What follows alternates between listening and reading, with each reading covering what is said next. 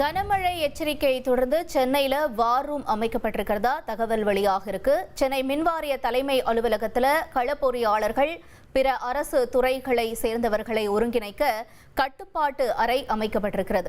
ஒருவேளை மின்சாரம் தொடர்பான ஏதேனும் குறைகள் இருந்துச்சு அப்படின்னா அதை தீர்க்கிற வகையில மின்னகமானது 24 மணி நேரமும் இயங்கும் என்ற தகவலும் வெளியாக இருக்கு. தொடர்ந்து செய்தியாளர் பாஸ்கர் இணைஞ்சிருக்காரு. பாஸ்கர், தொடர்ந்து இந்த வார் ரூம்ல என்னென்ன மாதிரியான குறைகளை தீர்க்கிறதுக்கான நடவடிக்கையை மேற்கொண்டிருக்காங்க? உங்களுடைய தகவல்களை பகிர்ந்துக்கோங்க பாஸ்கர். பொதுமக்களுடைய குறைகளை உடனடியாக தீர்க்கும் வகையில தான் 24 மணி நேரம் செயல்படக்கூடிய இந்த வார் ரூம் என்பது அமைக்கப்பட்டிருக்கிறது.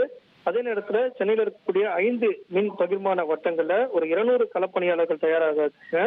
750 ஒப்பந்த தொழிலாளர்களும் தயார் நிலையில இருக்காங்க. சென்னை பகுதியில மறுசீரமைப்பு பணிகளுக்காக இந்த தயார் நிலையில இவங்க எல்லாம் வைக்கப்பட்டிருக்காங்க.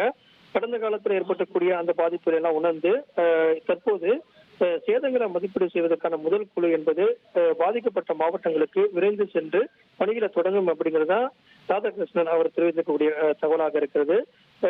மேலும் பாதிக்கப்பட்ட மாவட்டங்களுக்கு கூடுதலாக பணியாளர்கள் அனுப்பி வைக்கப்படுவார்கள். அவர்கள் அந்த மின் கம்பங்கள், மின் கோபுரங்கள், இதெல்லாம் உயரழுத்த மின் கம்பங்கள் எல்லாம் பாதிக்கப்பட்டிருந்தால் உடனடியாக அதை சரி செய்யும் பணியில ஈடுபடுவார்கள்.